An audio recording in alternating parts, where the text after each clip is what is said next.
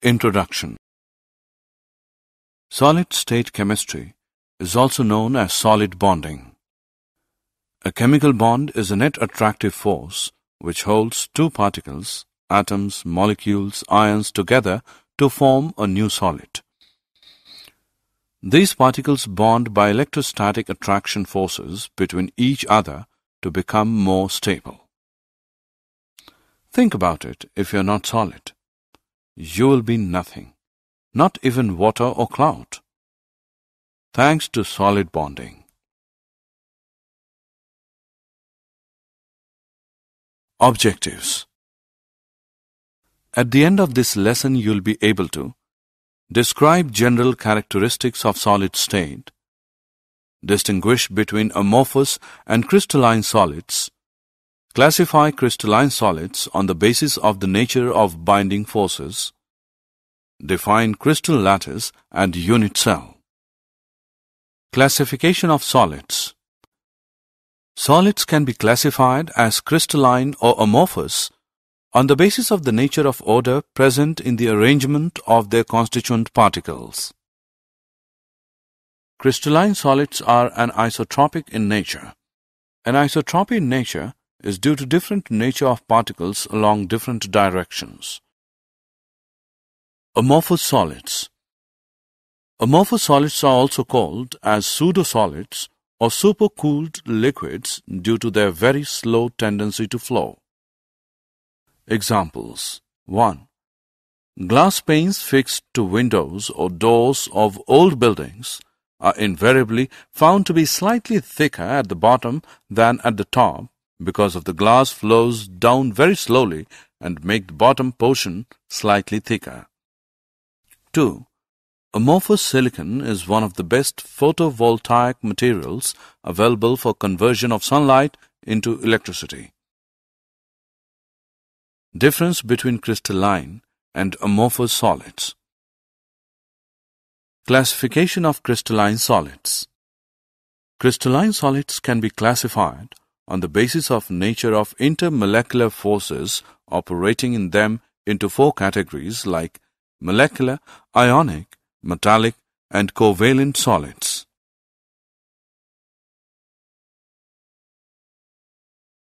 Classification of molecular solids. Molecules are the constituent particles of molecular solids. These are further subdivided into the following categories. Nonpolar molecular solids. These solids are soft and non-conductors of electricity. They have low melting points and are usually in liquid or gaseous state at room temperature and pressure. The atoms or molecules are held by weak dispersion forces or London forces. Example, H2, Cl2, and I2. Polar molecular solids. The molecules of substances are formed by polar covalent bonds. The molecules are held together by stronger dipole-dipole interactions. These solids are soft and non-conductors of electricity. Their melting points are higher than those of nonpolar molecular solids. Examples: HCl, SO2.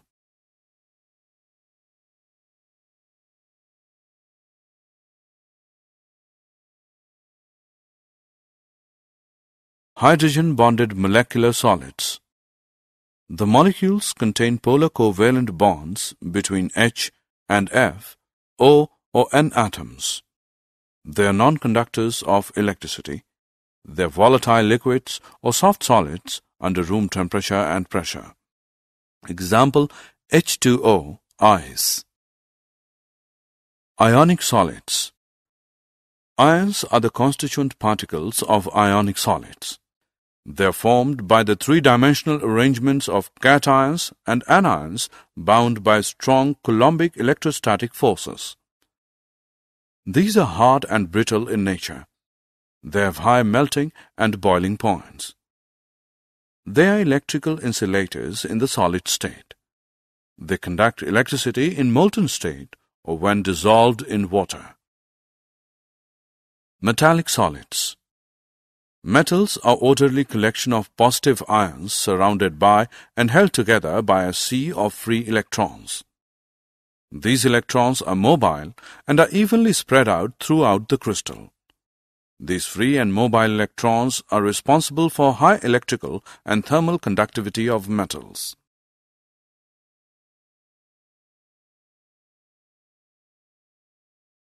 Covalent or network solids.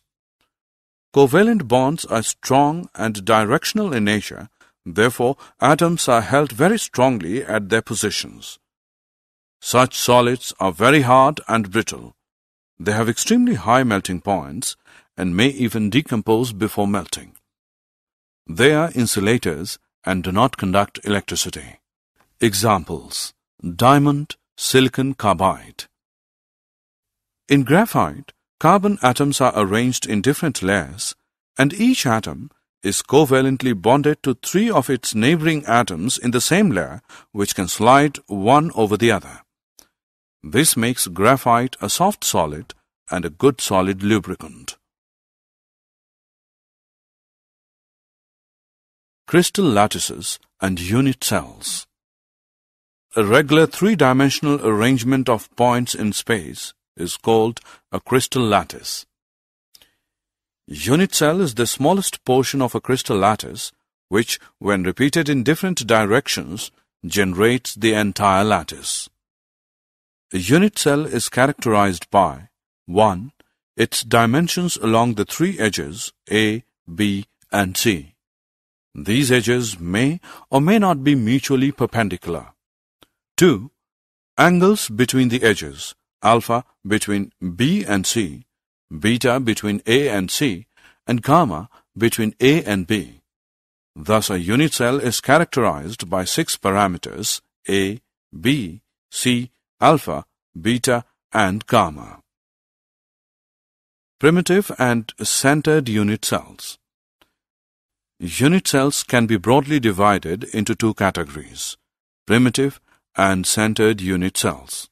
A. Primitive unit cells. When constituent particles are present only on the corner positions of a unit cell, it is called as primitive unit cells. B. Centered unit cells. When a unit cell contains 1 or more constituent particles present at positions other than corners in addition to those at corners, it is called a centered unit cell.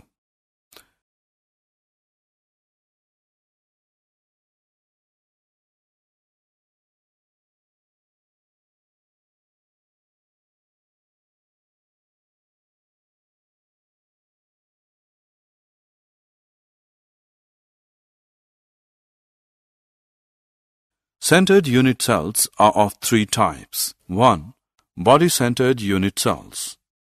Such a unit cell contains 1 constituent particle, atom, molecule, or ion at its body center besides the ones that are at its corners. 2. Face-centered unit cells.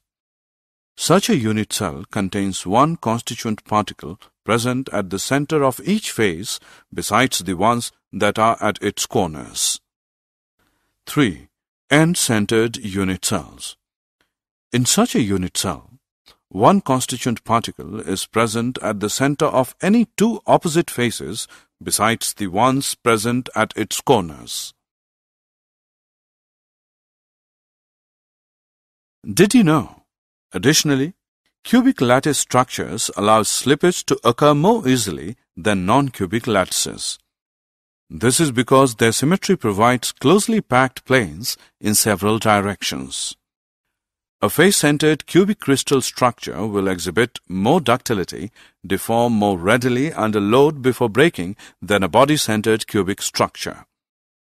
The BCC lattice, although cubic, is not closely packed and forms strong metals.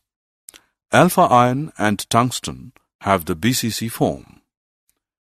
The FCC lattice is both cubic and closely packed and forms more ductile materials. Gamma iron, silver, gold, and lead have FCC structures. Finally, HCP lattices are closely packed but not cubic.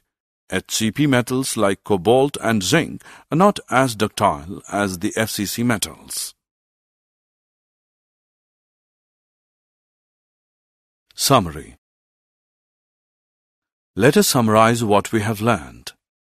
Solids have definite mass, volume, and shape. In amorphous solids, the arrangement of constituent particles has only short-range order, and consequently they behave like supercooled liquids. In crystalline solids, there is long-range order in the arrangement of their constituent particles. On this basis of nature of interactions between their constituent particles, they can be divided into 4 categories, namely molecular, ionic, metallic, and covalent solids. The constituent particles in crystalline solids are arranged in a regular pattern which extends throughout the crystal called crystal lattice.